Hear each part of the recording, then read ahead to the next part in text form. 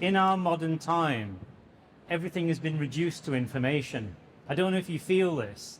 Like, even if you just look on Instagram or TikTok or something like that, everything is just like telling you more things. And I think we think if we just learn one more thing, we might get somewhere.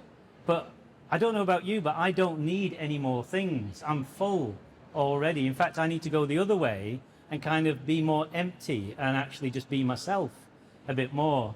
And so today is not information. So if you're thinking he's going to give me that one tip that's going to change things, there's no tips, I'm afraid. And it's interesting how we've kind of got here. You know, we've got this kind of sort of scientific, cultural sort of relativism sort of going on now that we squarely believe in. But I kind of feel like we've kind of forgotten about life, and we've kind of forgotten about love. In fact, if we try to talk about love, I was reading Bell Hooks on the train on the way down, her book, Something About Love. And she talks about how uncomfortable people were around her when she tried to talk about love. And so I'm not going to talk about love, so don't worry. All right? Well, I am for a moment. There are 3 strands that run through the book Signposts. And I kind of want to introduce the apex of the triangle to you of those things, because without this one, the other 2 can't exist. So I want to kind of talk about that just for like 5 minutes or so, and then I want to kind of do something with you to kind of that's experiential rather than talk at you. And then if there's any questions or something, then we'll kind of do that, because I'd much rather answer your questions. The apex of the triangle is awareness. Awareness is the first thing, and awareness is, without it, you don't know where you are. Without awareness, I don't know if you've had times in your life where you're just kind of like on the surface of things. You're kind of caught in reactivity a lot of the time, or your pain body is kind of striking up a lot of the time. That there seems that kind of it's just one damn thing after another, as Churchill used to say. It's just, history is just one damn thing after another. So the absence of awareness means that there's literally no depth to our ocean, you see. So awareness kind of comes first. The other 2 things are love. And of course, if we don't have awareness, love can't operate, because all we have without awareness, if we try to love, is we have codependence or narcissistic relating with each other. There's some nods going on there. That's really interesting. Narcissists or codependence stuff, or both. Yeah. So love can't be real without awareness either. And the other thing that happens without awareness with love is that we become, I shouldn't be talking about this. This is the next book I want to write, and my editor is sitting right there. If we don't have awareness, then when we love another person, and this can even be our children or a friend, instead of actually facing out together into life and kind of having awareness be a kind of guide for us, what we do is we face each other, and we stand looking at each other like this and end up expecting the other person to be the answer for everything, and they're expecting the same of us. And because we have that kind of, we're operating in the shallows, then there's no way for us to kind of know otherwise. So we're just in kind of reaction with each other the whole time. That's how you end up with narcissism, and that's how you end up with the codependent sort of stuff quite easily. The third element is authenticity. And so authenticity is kind of like the compass that can guide you along your path. And again, without awareness, you don't actually have authenticity. What you will tend to have, instead of being an authentic human being, whatever sort of place you're at in your life, is you're going to have a set of ideas that you live through. You're going to have trying to add things to yourself. And if you can just get the right combination of things, I don't know if you've ever lived like this.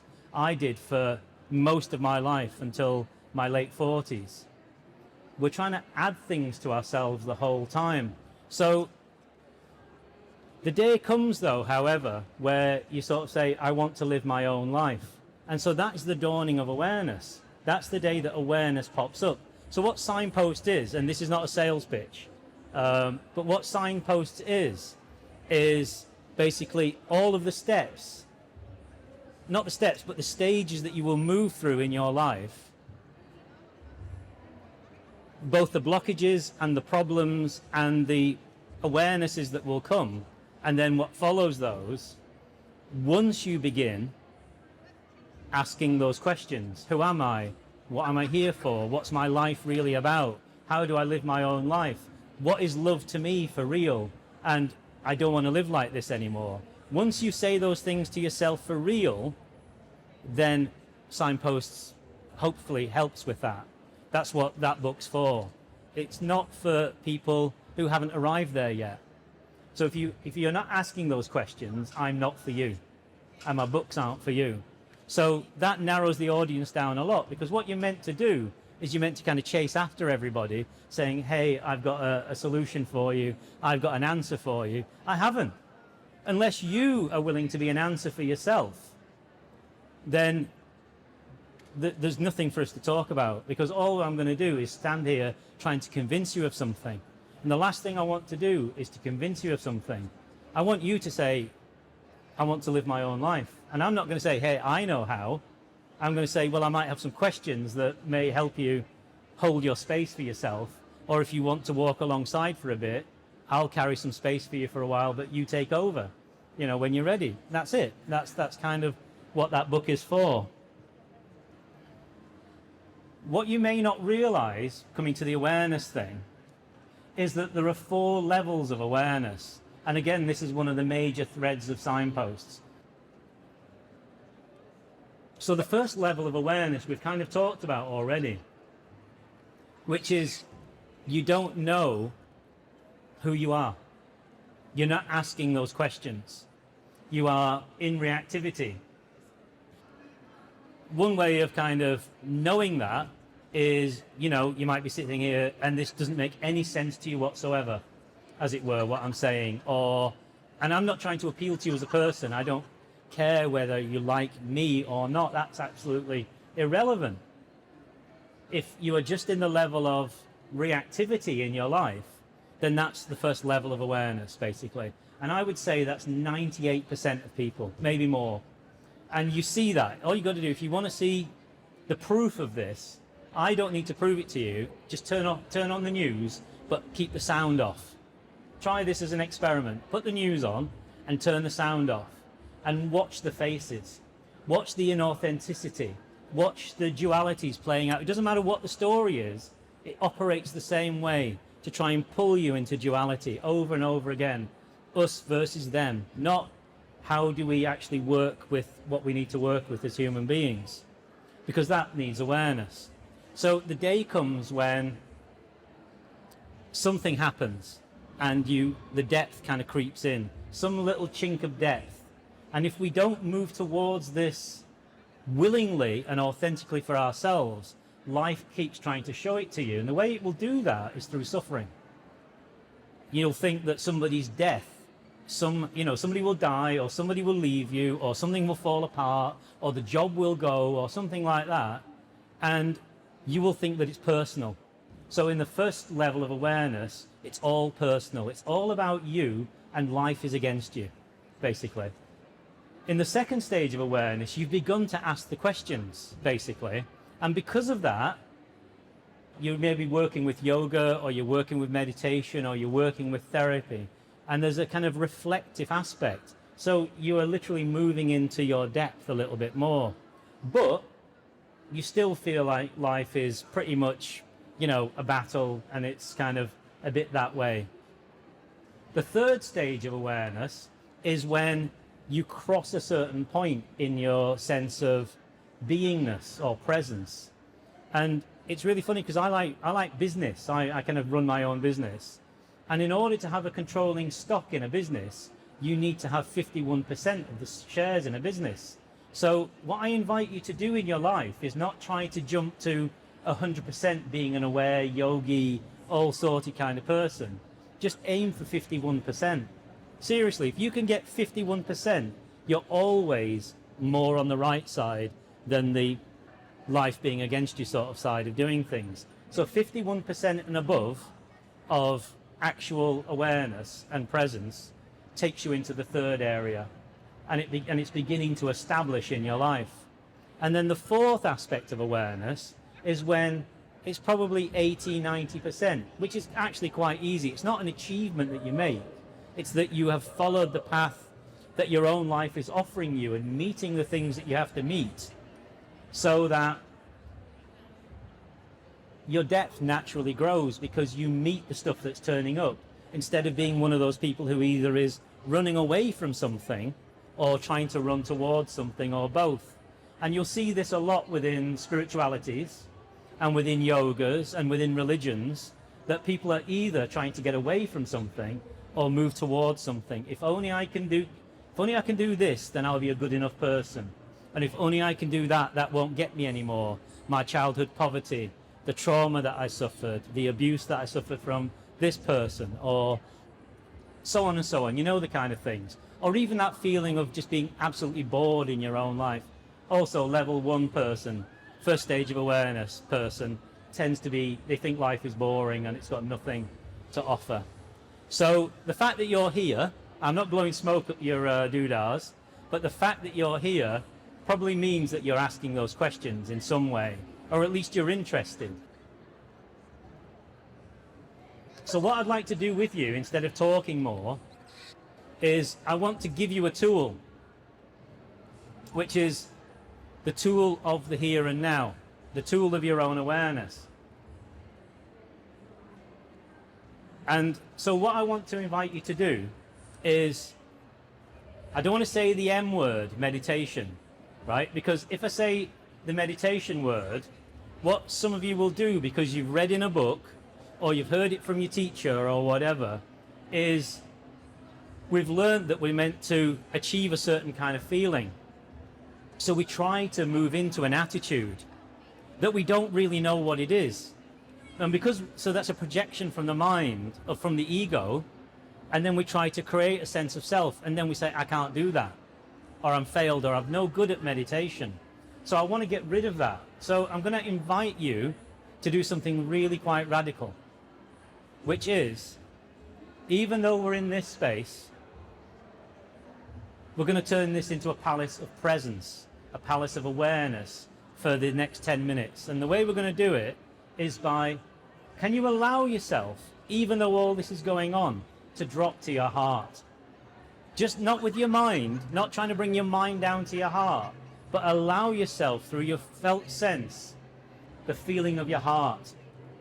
And what I want to show you is how to use your 5 senses in any situation, so that you can access greater awareness at any moment of your day. So as you feel yourself sitting on the chair and allowing yourself to be here, and that's really important, that you allow yourself to be here, I want you just to listen to the sounds that you can hear. If the mind is kind of a bit racy, you might notice that it's naming and labeling things. So, oh, there's a voice over there. John sounds like this through this microphone. My God, this is boring. What did I sit down here for now? I'm absolutely trapped. How can I get out of this? The mind might be saying. I thought he'd be better than this and more entertaining. Or, I wish that sound over there would stop. If only there wasn't music, then I could enjoy this. So we look, we're not looking for those. So don't try and even stop them. Don't try and even stop them. But I want to invite you to do is not move into them. So don't pull back, but just there's some place inside you where you can allow yourself to be like an open hand rather than a closed fist. So instead of grasping to the sounds, allow yourself to be open and let the sounds be. Notice that when you do that, you can actually hear the space between the sounds as well. And the space around all the sounds. And we notice that they're not going to harm us in any way. We're absolutely safe. The sounds can continue. If you can, just notice where that meeting of the silences and the sounds registers in your body. If you just follow it into your body, notice where it lands. And this is not a spacing out. Allow yourself to be physically present and just notice where the sound lands. And you can be eating your lunch and drinking your brew or having your juice and still be doing this. Now I want to invite you to, even if your eyes are opened or closed, continue with the sound, but then allow yourself to be aware of the light in the room. If your eyes are closed, you're aware of the light. And if your eyes are open, you're aware of the objects in front of you. In the same way, allow the seeing to not just be naming. Drop the naming and just allow the seeing or the feeling of the light. And again, notice that this lands in that central place within you. So by now you might be noticing that that place that you can actually sense from is before your mind. The mind moves after that. See, the naming and the labeling comes afterwards. The reactions come later. The feelings come later. But consciousness comes before. So through our senses, we can access consciousness directly. Through your feeling sense of your body, you can feel your clothes against your skin. You can feel the chair beneath you. You can feel the floor underneath your feet. Follow that in again.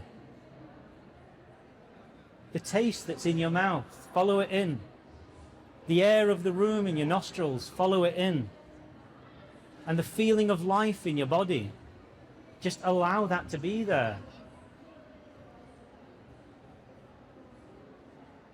And I just would invite you to notice that perhaps your mind has actually gone quiet without you trying to quieten it. It's like stroking the cat, this. The mind is like a cat.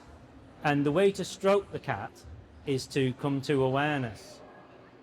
And what happens, amazingly, is the mind begins to work better and the emotions begin to work better because we're not just riding on the surface. We're actually in the driving seat. Awareness is the driving seat of your life. So not trying to maintain a feeling, but just following the senses in and just noticing the sense of being. One last little invitation. Feeling into that sense of being, I want to invite you to notice that it feels like you. Not made up you of all the things you've tried to add to yourself, or the things that you've run away from, or your things you're trying to head towards. But perhaps you when you were about 14 or 15 or 6 or 7.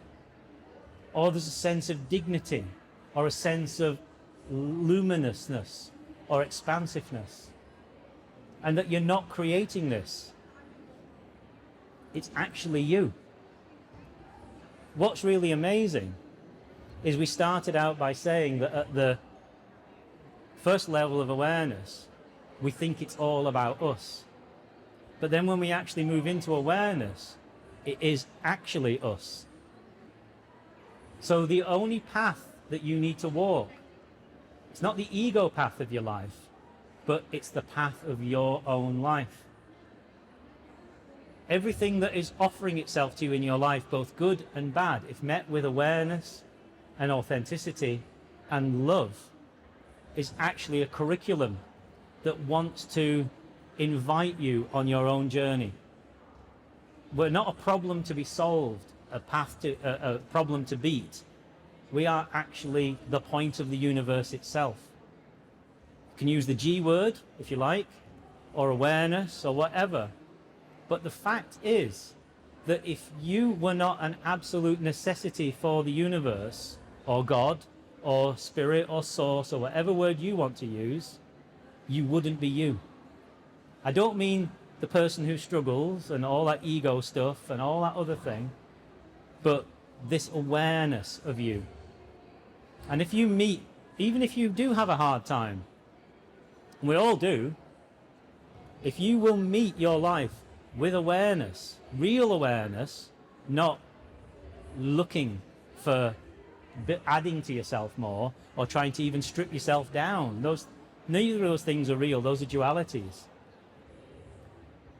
then you are the gift that the universe wants. You are the answer to life itself. Otherwise, you would literally be somebody else. That's my invitation to you. That's it. That's the first meditation in, there are only 3 meditations in Signposts. And the first one is, this is called Gathering Awareness. And that's the first of the practices in the book. So if you would like to kind of go further with it, then the book is there.